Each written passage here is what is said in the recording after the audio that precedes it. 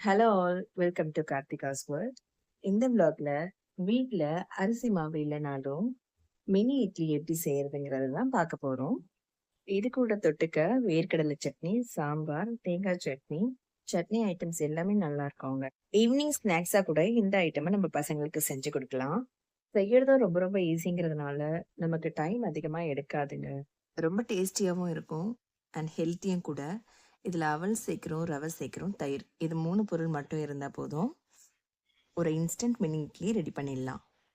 ரவை எந்த ரேஷியோவில் எடுக்கிறீங்களோ அதே ரேஷியோவில் அவலும் எடுத்துக்கோங்க. அவல் எடுத்து நல்லா வாஷ் பண்ணிக்கோங்க. நம்ம தனியாக ஊற வைக்கணுன்ற அவசியமே இருக்காது. நம்ம வாஷ் பண்ணும் போதே அதோட ரஃப்னஸ் போயிட்டு கொஞ்சம் சாஃப்டாக வந்துடும் நமக்கு. அடுத்து ஒரு மிக்சிங் பவுல் எடுத்து அதில் ரவை, வாஷ் பண்ணி வச்சிருக்க அவல், அது கூட தயிர் சேர்த்துக்கோங்க. தயிர் வந்து நீங்க கொஞ்சம் கொஞ்சமா ஆட் பண்ணிக்கோங்க. ஏன்னா முழுசா போட்டுட்டீங்க அப்படின்னா தண்ணி மாதிரி வந்துரும். ஸோ நமக்கு இந்த கன்சிஸ்டன்சி வந்து தண்ணி பதத்துல இருக்கக்கூடாது. நல்ல ஒரு மாவு பதத்துல இருக்கணும். கெட்டியமா இருக்கணும் டெக்ஸ்டர். அப்பதான் நம்மளால வந்து இட்லி பிடிச்சு வைக்க முடியும். ஒரு கொழுக்கட்டை பிடிக்கிறதுக்கு நம்ம எப்படி மாவு உருட்டி வைப்போமோ, அந்த பதத்துல நமக்கு இருந்தா நல்லா இருக்கும். இது கூட தேவையான அளவுக்கு உப்பு சேர்த்துக்கோங்க.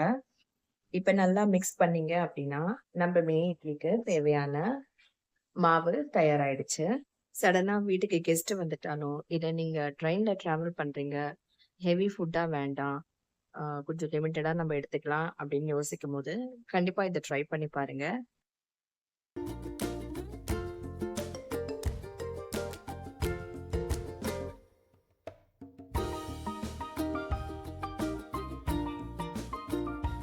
இட்லி பாத்திரத்துல தேவையான அளவுக்கு தண்ணி எடுத்து வச்சுக்கோங்க. இட்லி அடுக்குல நம்ம பிடிச்சு வச்சிருக்கோம் இல்லையா? மினி இட்லி ஷேப்ல, அந்த மாவ எடுத்து ஆவி கட்ட போறோம். ஸோ நாங்க வந்து 6 அடுக்குலயுமே வந்துட்டு ஆவி கட்டி எடுத்தோம். அப்படியுமே எங்களுக்கு பத்தல. ஏன்னா, என் பையன் நல்லாவே சாப்பிட்டான். தயிர் சேர்த்ததுனால அந்த டேஸ்ட் வந்து ரொம்ப நல்லா இருந்தது. மாவு கையில எடுத்து நல்லா உருண்டை புடிச்சுட்டு, கொஞ்சம் பிரஸ் பண்ணும்போது நமக்கு பெர்ஃபெக்ட்டான அந்த மினி இட்லி ஷேப் கிடைச்சிரும். இந்த மினி இட்லி வேகறதுக்கு ஒரு 10லிருந்து 15 நிமிஷத்துக்குள்ள நமக்கு ரெடி ஆயிடுங்க.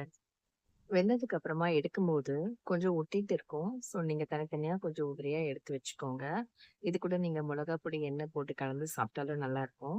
அத ஈவினிங் ஸ்நாக்ஸா நீங்க குழந்தைங்களுக்கு குடுக்கலாம். அப்படி இல்ல பிரேக்ஃபாஸ்ட்ல எடுக்கும்போது, நீங்க இத தாளிச்சுக்கோங்க. வானலியில எண்ணெய் ஊத்திக்கோங்க. நல்லெண்ணெயா இருக்கலாம், இல்ல தேங்காய் எண்ணெய் கூட நீங்க யூஸ் பண்ணிக்கலாம். கடுகு போட்டு தாளிச்சதும், காஞ்ச மிளகாய் போட்டுக்கோங்க. கொஞ்சம் கொஞ்சமா இந்த மினி இட்லி சுட்டு வச்சிருக்கோம் இல்லையா? இத ஆட் பண்ணி நல்லா கலரிக்கோங்க.